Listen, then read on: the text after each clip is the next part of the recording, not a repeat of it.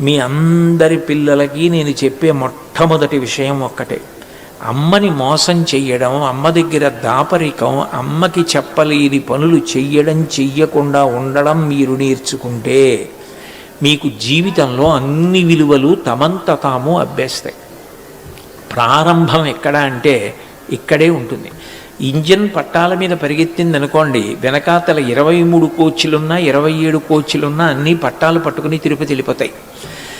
Engine ఒక్కటి పట్టాలు తప్పిందనుకోండి, మిగిలిన కోచ్లన్నీ పట్టాలు తప్పుతాయి.